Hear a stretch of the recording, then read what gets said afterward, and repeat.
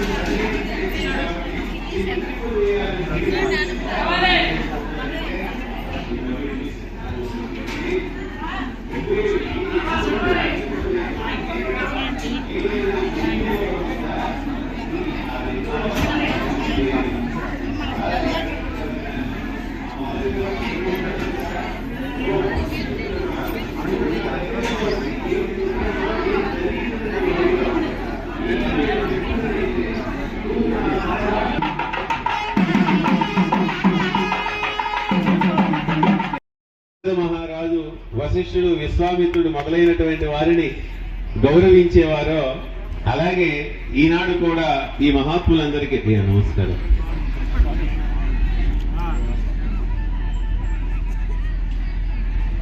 ఓం త్రయంబకం యజామహే సుగంధిం పుష్టివర్ధనం ఉర్వారుకమివ వందనాత్ మృత్యోర్ముక్షీయమామృతాత్. ఓం త్రయంబకం యజామహే సుగంధిం పుష్టివర్ధనం ఉర్వారుకమివ వందనాత్ మృత్యోర్ముక్షీయమామృతాత్. ఓం త్రయంబకం యజామహే సుగంధిం పుష్టివర్ధనం ఉర్వారుకమివ వందనాత్ మృత్యోర్ముక్షీయమామృతాత్. హరి ఓం. జగాదు భేషజం శమ్నో అస్తు ద్విపదే సం చతుష్పదే. ఓం శాంతి శాంతి శాంతి.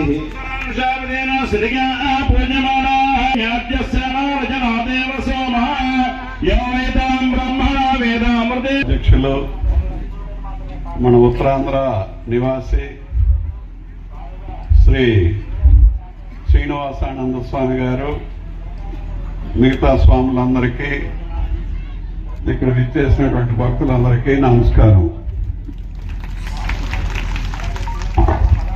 వచ్చిందంతా ఎలక్షన్లో, మీటింగ్లో అటుకి ఇటుకి రాజకీయంగా చెప్పుకునే వాళ్ళం తప్ప ఇలాంటి మీటింగుల్లో ఎప్పుడు మాట్లాడే వాళ్ళం కాదు. కాకపోతే స్వాములు చెప్పినటువంటి విషయాలు అప్పుడప్పుడు వింటుంటాం కాబట్టి అవి కొన్ని మాకు జ్ఞాపకం ఉండిపోతాయి. ఇందులో 2 విషయాలు ఉంటాయి. నాకు స్వామి చెప్పారు, 83లో ఎమ్మెల్యే అయితే నువ్వు మంత్రి అవ్వాలని అంటే సుందరకాండ పారాయణం చేయాలి అని. సుందరకాండ పారాయణమే ఎందుకు చేయమన్నారని అనుకున్నాను నేను. మన భుజంగరావు మేషారు సంఘం పంతులు గారు రామారావు గారిని కలిస్తే నన్ను కలిసి సుందరకాండ పారాయణం చేయి, సంవత్సరం లోపల మంత్రి అవుతామని చెప్పారు. సుందరకాండ పారాయణం ఎంఎస్ రామారావు అని క్యాసెట్స్ ఉంటాయి. ఇప్పుడు డిజిటల్ సిస్టంలో కూడా దొరుకుతాయి. మన సుందరకాండ పారాయణం చేస్తే ఏంటంటే సీతాదేవిని వెతకడం కోసం 100 యోజనాలు గెంతి అవతలకి వెళ్లాల్సినటువంటి, లంకకి వెళ్లాల్సినటువంటి వాళ్ళు ఎవరు అని ఆలోచిస్తూ స్టార్ట్ అవుతుంది. ఒక ఆంజనేయుడు వెళ్ళగలడు అని చెప్పి అందరూ నిర్ణయిస్తారు. ఆయన ఎగిరిన దగ్గర నుంచి మళ్ళీ లంకాపట్నంలో దిగే వరకు, దిగిన దగ్గర నుంచి లంకాపట్నం దహనం చేసి అశోకవనంలో ఉండే సీతమ్మ వారిని కలిసి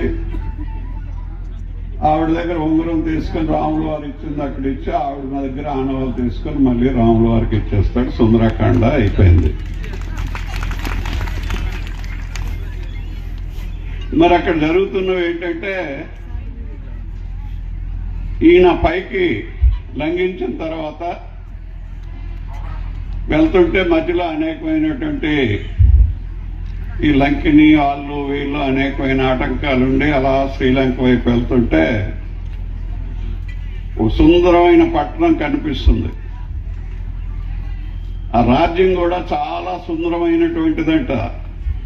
చాలా అందంగా చెట్లు, పువ్వులు అన్నీ ఉన్నటువంటిది వాడి తాలూకా రాజ్యం, రావణాసురుడిది. ఆ రాజ్యంలో ప్రవేశించి ఇంత అందమైన రాజ్యం ఈయనకు ఉందా, ఇంత దుర్మార్గుడికని అనుకున్నాడంట ఆంజనేయుడు. అనుకుని దగ్గరికి వెళ్ళిన తర్వాత రాజభవనం, ప్రపంచంలో అంత చిరంజీవి అయినటువంటి ఆంజనేయుడే ఆ రాజభవనాన్ని ఎప్పుడూ అలాంటిది ఎక్కడా చూడలేదంట. అంత అందమైనటువంటి రాజభవనం రావణాసురుడికి ఉంది. ఈ రాజభవనమే కాకుండా ఊరంతా చూసొద్దామని లంకాపట్నం అంతా చూసొస్తే ఏంటి ఇంత సుందరమైనటువంటి పట్టణం, సుందరమైనటువంటి రాజ్యం, అంతకన్నా సుందరమైనటువంటి మరి రాజభవనం పక్కనే పుష్పక విమానం. ఆ పుష్పక విమానంలో ఎంతమంది కూర్చున్నా ఇంకొక సీట్ ఖాళీ ఉంటుందట. ఇప్పుడు మన విమానాలు ఉన్నాయంటే 200 మంది ఎక్కితే మరి ఫుల్ అయిపోతుంది, మరి ఎక్కించడు.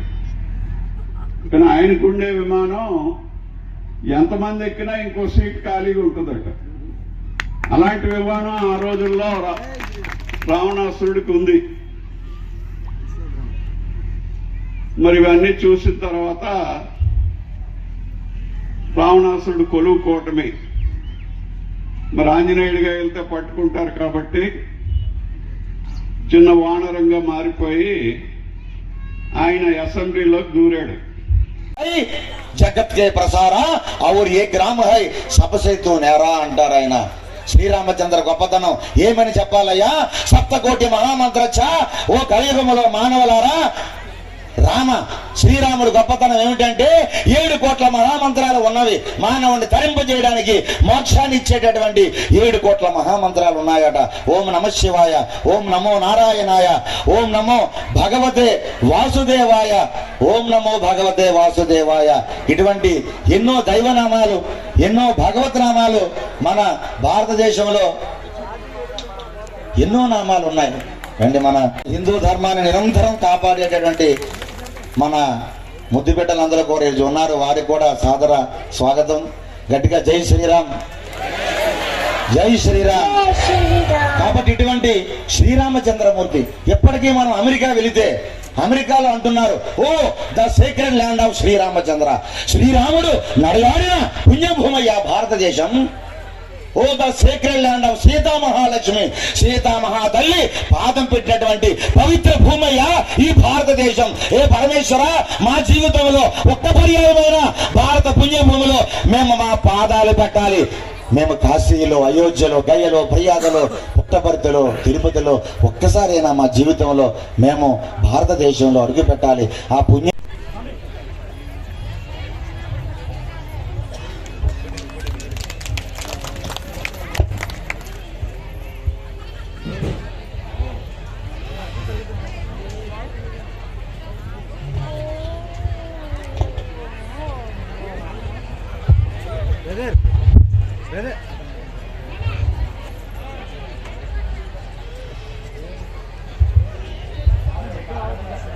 చాలా సంతోషం.